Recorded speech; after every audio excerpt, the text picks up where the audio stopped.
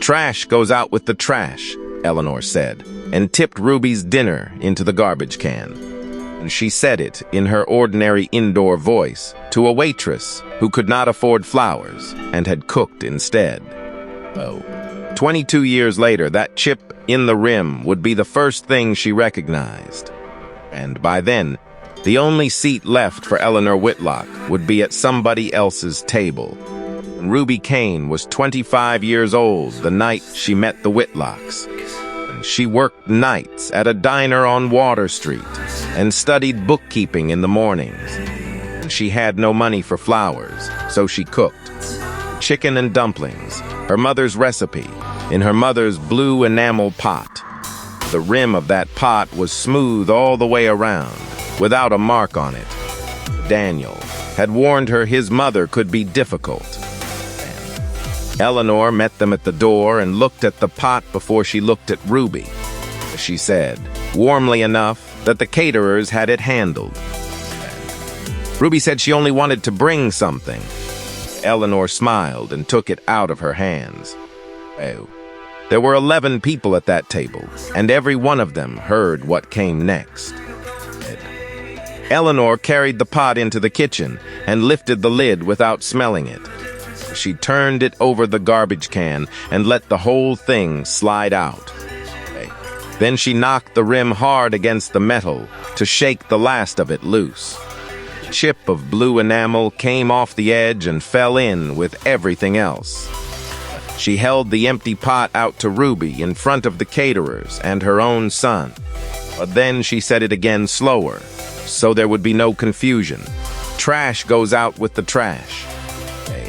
She was looking straight at Ruby when she said it. Kitchen went so quiet, Ruby could hear fat ticking in the roasting pan. Ruby did not cry and she did not argue. Reached into the garbage, passed the ruined food, and picked the chip out with 2 fingers. She put it in her coat pocket. Then she carried her empty pot back out through the dining room. 11 people watched her go, and not one of them stood up. Daniel found her at the bottom of the driveway, holding the pot against her chest.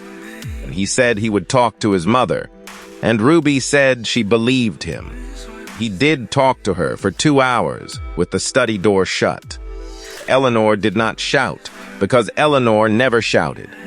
She had spent 30 years making the Whitlock name mean something in that town. She had been born over a fish market on Water Street, and she remembered the smell. She married Arthur Whitlock and spent 3 decades scrubbing that street out of her voice. Now her son wanted to walk a girl in a borrowed coat straight back into it. She thought she was saving him from a life she had barely gotten out of herself. So she made him an offer calmly and only once. The house, the mill, and everything in it, or the girl with the pot. Daniel asked for a night to think. Eleanor told him a man who needed a night had already answered. He was gone before breakfast. They married 6 weeks later at the courthouse, with 2 witnesses off the street. Eleanor did not come, and Eleanor was not asked. And she told the women at church that her son was finding himself. She told herself it would last a year. She set a place for him at Christmas dinner anyway. She set that place for 11 Christmases before she stopped. And Ruby kept the pot on the second shelf of a rented kitchen. Chip lived in a jam jar beside it. Eleanor never learned that Ruby had kept it. She would find it out on a cold Sunday in a room full of people she knew. The mill was still good in those years, and Eleanor ran it the way she ran everything. She kept the ledgers herself and never took a Friday off. When Daniel did not come back, she decided the problem was that there was nothing to come back to. So she started building something too big for a man to walk away from. She bought into the Fairchild Cannery in the spring of the 2nd year. She borrowed against the mill to do it, and she told nobody the number. A while, it looked like the smartest thing she had ever done. But then the cannery lost its contract. The Fairchilds sold their share to a man in Boston and got out clean. Eleanor did not sell because selling meant admitting what she had bought it for. She put in more. Every year she put in a little more, and every year the house got a little emptier. She let the gardener go in the 5th year, and the cook in the 8th. She learned to cook for herself at 60 badly, standing up at the counter. Twice a year, she drove down Water Street to the bank. She passed a diner with a blue pot painted on the window every single time. She had no reason on earth to look up at the sign. If she had, she would have seen the chip painted into the rim. Ruby worked 11 years in other people's kitchens before she owned one. Yes, she waited tables at night and did the books for 3 other places in the morning. Daniel drove a delivery route and came home smelling like diesel and cardboard. They had a daughter in the 4th year and named her Grace, after nobody. And the diner on Water Street came up for sale. Ruby had exactly enough and nothing left over.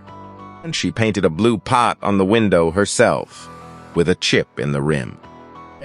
People asked what the chip was for, and Ruby said it was just how she remembered it.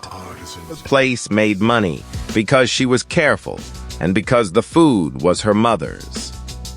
On the first Sunday of every month, she closed the doors to paying customers. Anyone over 70 ate free, and nobody was asked a single question at the door. She cooked it herself in her mother's pot because that was the whole point. Grace grew up carrying bowls on those Sundays before she could see over the counter. She knew her grandmother's name from a school form and nothing else. Ruby had a rule about that, and she kept it for 22 years. She never once told Grace what happened in that kitchen. Daniel wrote his mother every Christmas, 1 page, and never mentioned the diner. Eleanor put every letter in a drawer without opening it. 22 envelopes went into that drawer. The last one had a photograph of Grace in it. Eleanor was 71 the year. The mill finally went. It went the way a tide goes, 1 quiet foot at a time. But the bank took it in March. She sold the dining table first, because it was the only thing worth real money. The men asked if she wanted the 12 chairs to go with it. She said yes, and then she stood in that empty room a long time. The house went in October to a couple from out of state who wanted the view. Eleanor moved into 2 rooms above a hardware store on Water Street. She was 4 doors down from where she was born, and she never told a soul. Her pension covered the rent and the heat, and not much after that. She stopped going to church because she could not put anything in the plate. She ate standing at the counter, out of the pan, to save washing a bowl. By the 2nd winter, she was skipping meals, and then she was skipping most of them. Judith Vance behind the pharmacy counter had been at that dinner table 22 years before. She took one look at Eleanor and told her about the free supper on Water Street. Eleanor said she would rather starve. For 4 months, she very nearly did. In February, a letter came saying her back rent had been cleared, and 4 months of it paid in full by somebody who asked not to be named. Eleanor read that letter 3 times, standing in the stairwell, and she decided it was the Fairchilds. And she bought a hat she could not afford and wore it to the pharmacy on Saturday. She told Judith that people of a certain standing look after their own. And she said, "A Whitlock never has to ask anybody for anything." Judith did not say a word, and Eleanor took that for agreement. That Sunday, Judith asked her again about the supper, and this time Eleanor went. She told herself she was only going to see how the other half managed. She wore the hat.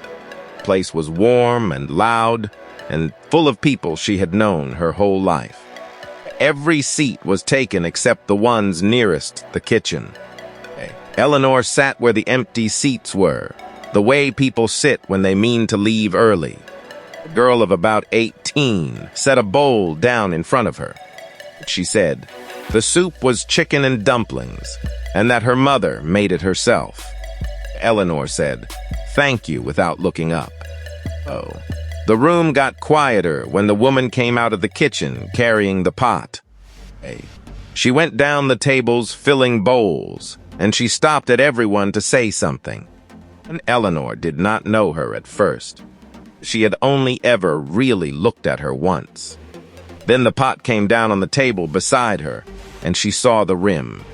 A half-moon of enamel missing, in the exact place a hand would knock it against metal.